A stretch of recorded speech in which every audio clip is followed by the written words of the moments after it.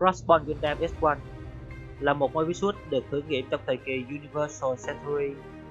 Nó được phát triển bởi Viện Nghiên cứu Hải quân Chiến lược của Liên đoàn Trái đất NSAI và phục vụ trong đội quân Crossbone Vanguard.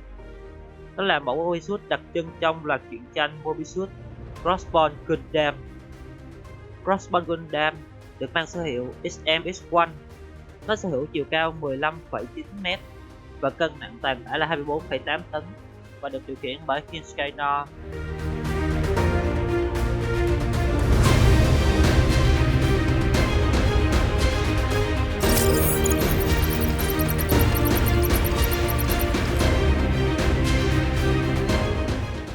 Crossbone Gundam được sở hữu 4 động cơ tên lửa đẩy, mỗi động cơ cân nặng khoảng 25 tấn. Crossbone Gundam được SNAI thiết kế đặc biệt để sử dụng gần sao Mộc, nơi trường hấp dẫn mạnh tạo ra các vấn đề về lực đẩy nghiêm trọng. Các đơn vị hoạt động trên trái đất và gần quỹ đạo của trái đất thường đạt được tính cơ động cao bằng cách sử dụng các động cơ đẩy được phân bổ đều trên cơ thể của Mobius. Tuy nhiên, dưới ảnh hưởng lực hấp dẫn của sao Mộc, điều này đòi hỏi phải mở rộng các động cơ đẩy, dẫn đến sự gia tăng kích thước và khối lượng của Mobius. Động cơ đẩy lớn hơn sẽ đòi hỏi các lò phản ứng mạnh hơn, do đó nó làm tăng thêm khối lượng của Mobius. Để giải quyết vấn đề này, Crossbone Gundam được trang bị 4 bộ đẩy di động hình dạng X, được sử dụng song song với hệ thống AMPAC của Mobius. Các bộ đẩy này cho phép nó di chuyển cao xung quanh quỹ đạo của sao Mộc, và khi kết hợp thành một bộ đẩy lớn, chúng có khả năng tăng đáng kể tốc độ tối đa của Mobius. Tất nhiên có sự đánh đổi, bộ đẩy này được thiết kế cho các điều kiện chiến đấu đặc trưng của Mobius, nên rất khó điều khiển trên hoặc gần trái đất. Một thiết bị đáng chú ý khác là áo choàng chống tia, có thể được lưu trữ trên lưng của Crossbone Gundam và được mở ra khi cần thiết. Khi được mở ra, nó bao phủ toàn bộ cơ thể của Mobius và phân tán toàn bộ năng lượng chùm tia bắn vào áo choàng. Nó thường có thể chịu được 5 lần bắn chùm tia tiêu chuẩn mà không tổn thất bất kỳ năng lượng nào. Nó cũng được bổ sung tính năng tàng hình cho Mobius.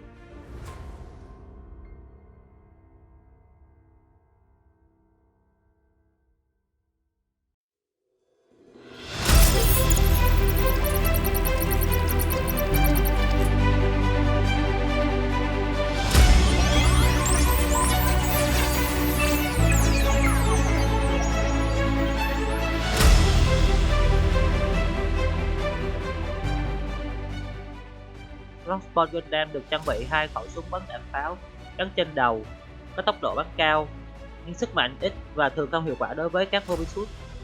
Tuy nhiên, chúng có thể làm hỏng các khu vực bọc thép nhẹ như cảm biến và lý tưởng để bắn hạ các mục tiêu nhỏ, bọc thép nhẹ như tên lửa hoặc phương tiện nhỏ. Kiếm tia Sniper là vũ khí cận chiến tiêu chuẩn của nhiều Mobius. Nó phát ra một lưỡi kiếm plasma. Nó có thể xuyên cắt qua bất kỳ áo giáp vật lý nào không được xử lý để chống lại nó. Crossbone Gundam được trang bị 2 thanh kiếm tia được lưu trữ trong giá đỡ vai. Nó cũng được dùng như súng chùm cho máy bay chiến đấu đi kèm với Mobius. Crossbone Gundam cũng được trang bị 2 dao găm nhiệt như vũ khí cận chiến thay thế. Không giống như hầu hết các vũ khí nhiệt, lưỡi dao găm nhiệt được làm nóng bằng cách sử dụng nhiệt còn sót lại từ bộ đẩy của chân. Lưỡi kiếm nóng có thể làm tan chảy áo giáp của kẻ thù khi tiếp xúc. Dao găm nhiệt được lưu trữ ở chân của Mobius.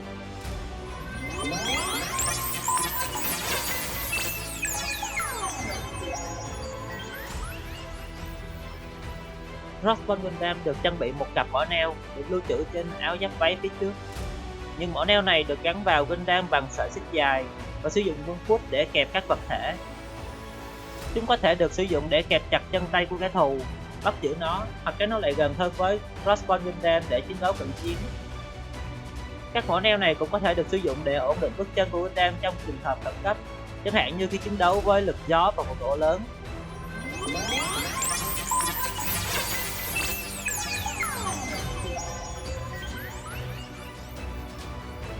Không giống như một máy phát Eiffel, chỉ có khả năng chống lại các cuộc tấn công bằng chùm tia. Beam Shield chặn được cả vũ khí chùm tia và đạn vật lý. Beam Shield tạo ra một mặt phẳng năng lượng tương tự như lưỡi kiếm của một thanh kiếm chùm. Mặt phẳng này được chia thành nhiều phần, có thể bật hoặc tắt khi cần thiết để tiết kiệm năng lượng. Các phần riêng lẻ này cũng sẽ tự động bị hủy kích hoạt bất cứ lúc nào khi chúng có nguy cơ tiếp xúc với chính Mobius này. Các bộ tạo kiên chùm của Crossbone Gundam được gắn trên cẳng tay và có thể tận dụng tính năng linh hoạt của chùm tia, tạo thành 4 lưỡi chùm ngắn ở các góc của bộ tạo kiên và chụm lại thành mũi nhọn, được sử dụng như một nắm đấm uy lực.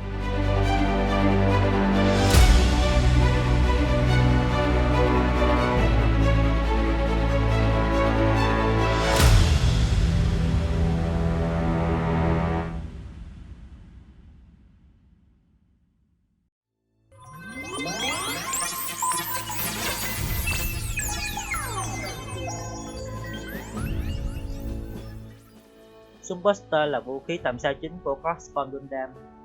Súng gắn bắn chùm tia này được mô phỏng theo súng ngắn Flintlock và thường chỉ được sử dụng với một tay của Wingsuit, để cho tay thứ hai được tự do sử dụng vũ khí cận chiến. Được lưu trữ trên áo giáp bên phải khi không sử dụng. Súng Buster có thể kết hợp với Chamber chùm để tạo thành Chambuster.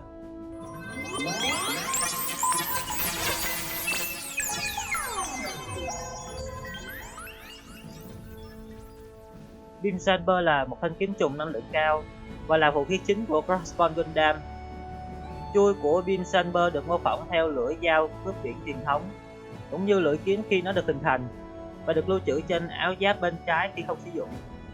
Sức mạnh của Beam Saber cao hơn đáng kể so với các thanh kiếm trùng thông thường, do đó dễ dàng để Crossbone Gundam chế ngự kẻ thù trong chiến đấu cận chiến hoặc thậm chí cắt qua chùm tia của một thanh kiếm tia thông thường. Đằng sau bộ phận bảo vệ của Beam Saber là tay cầm súng được sử dụng trong cấu hình Chambuster.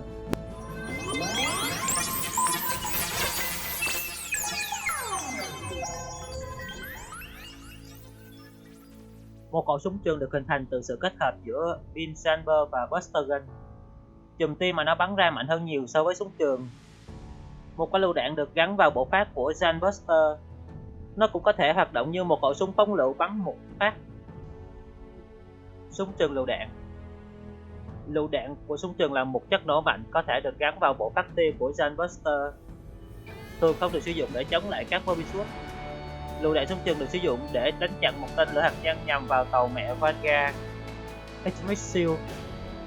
Vỏ nguyên tử. Một vũ khí thay thế có thể được trang bị cho bộ phát tia của Chambuster. Nó được bắn theo cách tương tự như lựu đạn súng trường.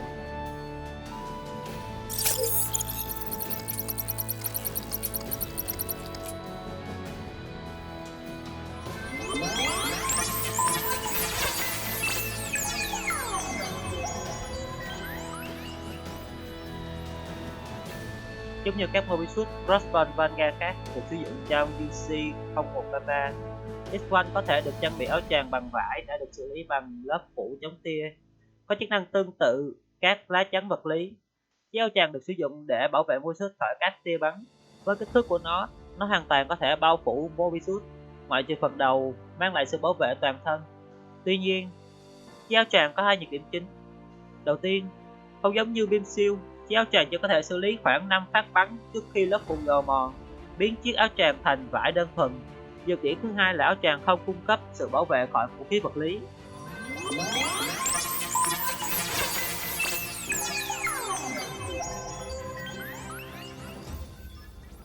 Máy bay chiến đấu lõi của Crossbone Gundam X1 bao gồm một guồng lái và các động cơ đẩy mạnh mẽ được thiết kế để xử lý lực hấp dẫn của sao mộc.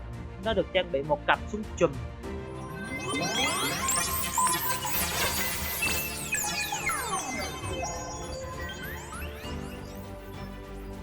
Nhờ sự can thiệp của hạt Minosky, chiến tranh trong kỷ nguyên UC phụ thuộc rất nhiều vào các cảm biến hình ảnh, cho nên đối thủ có thể bị lừa bởi các mồi nhũ bơm hơi bắt chước các mẫu Mobius, tiểu hành tinh hay thậm chí cả tàu chiến.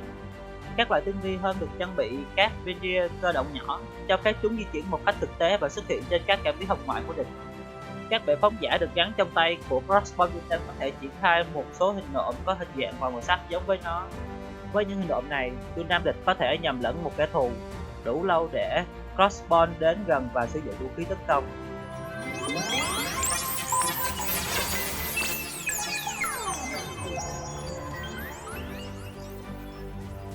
Biocomputer, máy tính sinh học. Một loại giao diện trợ lý ảo mới được cài đặt trước đây trong Gundam S91.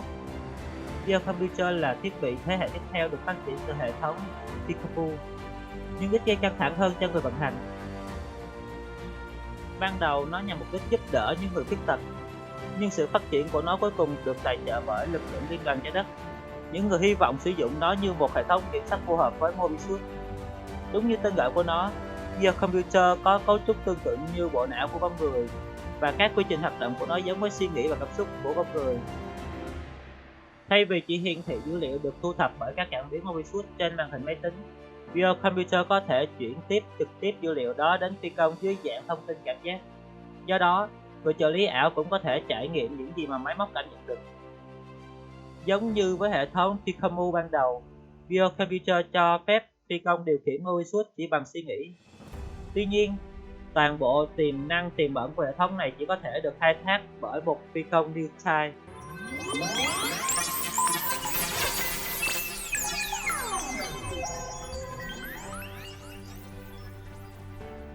Khả năng hit Radiation Quay Open, hay còn gọi là kích hoạt nhiệt bức xạ. Giống như các Mobius anh em của nó, X1 có thể tạm thời Open Phase để giải phóng nhiệt và tăng hiệu suất. Điều này cho phép X1 thực hiện các thao tác hoặc tấn công cực kỳ khó và bình thường được coi là không thể. Crossbone Gundam X1 được xem như mẫu Mobius hàng đầu của Crossbone Gundam và được lái bởi Kinsuke Nao. Trong Crossbone X1, Kinsuke sẽ lãnh đạo điều chỉnh chiến chống lại đế chế sao mộc, sử dụng các kỹ năng của mình để biến Crossbone X1 thành nỗi kinh hoàng trên chiến trường. Kỹ năng chiến đấu của anh ta tinh tế đến mức không ai trong số các đối thủ của anh ta có thể được Kinsuke sử dụng đến khi phòng thủ. Trên đây là tất cả những thông tin mà mình biết về mẫu Mobius Crossbone Gundam X1 này.